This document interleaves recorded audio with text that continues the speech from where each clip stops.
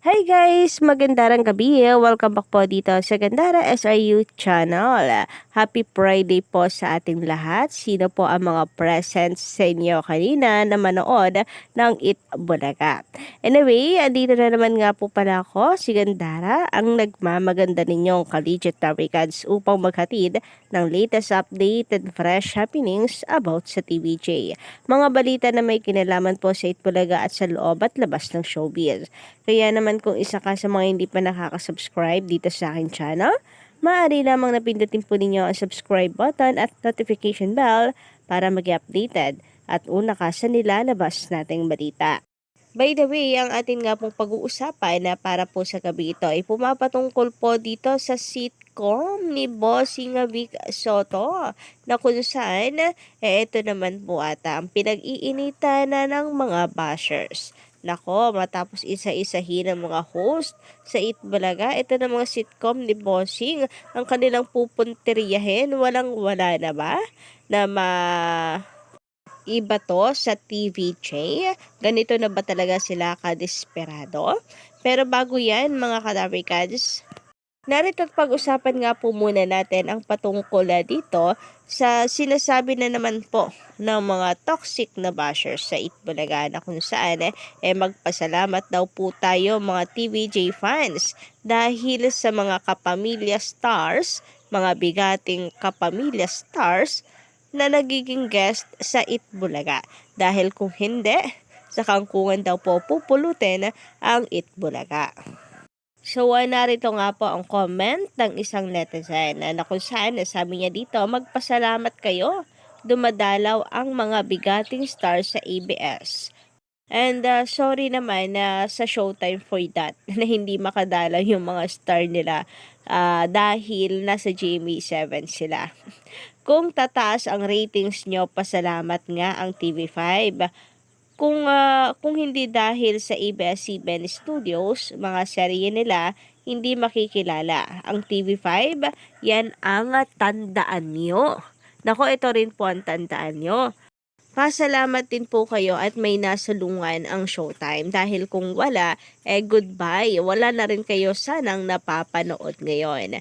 And of course, pasalamat din ang GMA Network dahil kung hindi rin naman po dahil sa Showtime, wala pong manonood sa kanilang noontime. So, lubog po ang GMA Network kung hindi dahil din sa kapamilya noontime show na bumubuhat po sa kanila ngayon. Pero higit sa lahat, ito po ang inyong tandaan. Pasalamat po ang GMA dahil sila ang widest network sa bansa. Dahil kung nagkataon na parehas lamang po or pantay lamang po sila ng TV5, baka kahit po nawala ang ABS-CBN, hindi pa rin po nila makamtan ang pagiging number 1 na channel network. Huwag po kayong mag-alala dahil once na maging patas na po ang labanan, parehas or pare-parehas may mga sariling artist, parehas at pantay lamang sa reach ng channel, doon po tayo magkakaalaman. Ngayon pa nga lamang po na wala pang sariling artist ng TV5 at the same time napakaliit po ng reach ng kanilang channel, natatahob na po ang GMA7 about naman po dito sa tinutukoy po ninyo ng mga serye ng ABS-CBN na napapanood sa TV5. Di naman po siguro kasalanan ng TV5 na nawalan po ng franchise ang ABS-CBN at kinakailangan po nilang makisilong at maging content creator na lang. Basta kami, happy po kami sa Itbulaga ng TV5. Happy po kami ngayon sa progress, sa unti-unting nagiging hakbang para po sa tagumpayan ng TV5. So sana, ganun din po kayo, no? Happy din kayo. Para naman hindi po puro kabiteran lang ang umiiral po sa inyo. Anyway, speaking of bitterness, mga kadarwikan, so pag-usapan naman nga po natin ang sitcom ni Bossing Vic Soto sa GMA Network na open at 24/7. So alam naman po natin na ito po ay humahakot po ng ratings din talaga. Pero anyari, bakit po sa sobrang bitter ng bashers pati po ito ay dinadamay? Porque sitcom po ito ni Bossing. Sabi dito, ano ba yan? Bukod sa 24/7 ay nasend. So meron po kasing blind item na kung saan ang sabi nga daw po ay mayroon pong isang TV show na naman ang magsasara. And I think ito yung clue na binibigay nito na 24/7 ang magsasara na dahil nalulugi daw. Pero dito po muna tayo sa tanong niya, ano ba yan bukod sa 24/7? Well, ito lang naman po yung 24/7 na ayaw pong pakawala ng GMA Network na kung saan kahit nadami nga po sila sa kaso na isinampa po ng TVJ ay nananatiling because of business, because hindi po may tatangging mataas ang ratings dito at pasok po parate sa top 10 TV programs, kanilang sinuyo si Bossing para magpirma muli ng kontrata sa GMA Network na kamakailan po ay ating nabalitaan.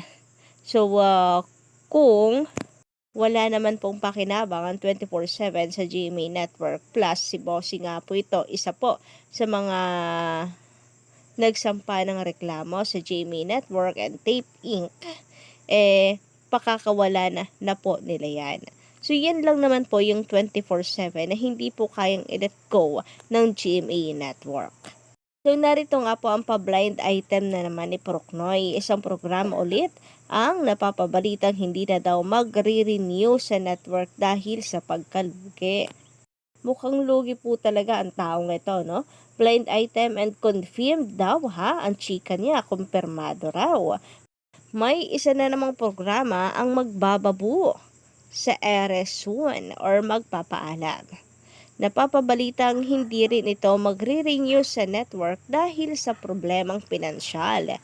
Sa madaling sabi, lugi na naman ang producer ng nasabing programa. Tila nawala na ang swerte ng mga ito simula nung mapadpad sa ibang lupalop. Nako, halatang TVJ ang kanyang tinutukoy.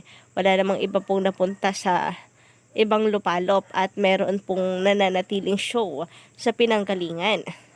Nako, kung nagkataon, matetenga sila ng matagal-tagal na panahon dahil wala na silang makuhang pangtustos sa mga gastusin sa produksyon. Damay-damay na ang kanilang mga programa sa pagsemplang ng ratings at ad rates. So mga programa, damay-damay na daw. Maybe Itbulaga po tinutukoy nga niya dito and 24/7. Magkakadugtong ang mga programang ito at nawala na kasi ang karisma at appeal nila sa mga manonood. Mas pinipili kasi kahit ng kanilang henerasyon ang mga fresh looks or in a simpler term, mga bata. So, ibig sabihin niya dito matanda na. Matanda, yung kanilang henerasyon, fresh looks daw yung hinahanap. So, kahit daw mga matatanda na, mga ka-generation ng TVJ, mga fresh looks ang hinahanap. Most of the time, nakakaantok itong panoorin dahil pilit na pilit ang kanilang comic sketches. Ibig sabihin sitcom ang kanyang tinutukoy po dito na magsasara na. Plus, damay-damay pa daw. Diba siya rin po yung nagbalita or sila rin po nagbabalita ng Itbulaga raw ay nagbabana raw ng ad rates, nalulugi na raw. So, hindi malabong TVJ pa din ang patuloy pong binabati ko si Procnoy. Well, lagi naman, di ba, na TVJ at Itbulaga po ang kanyang binabash at sinisiraan. Sabi pa dito, napasama pa ang kanilang karera ngayon habang nagtatagal. Kumanta na lang tayo ng awiting La Ocean Deep. Yun na. Gets yun naman siguro yung ibig sabihin niya doon sa La Ocean Deep. Ibig sabihin, Laos. Sino ba lagi po tinatawag na Laos ni Procnoy, ni Best Pills, ni Ted? Di ba ang TVJ lang naman? So kayo guys, ano po inyong masisay patungkol po dito? Pa-comment ka lang po dyan sa baba na inyong reaksyon and sa loobin. And hanggang dito lang ating update. Don't forget to click the subscribe button at notification bell for more updates.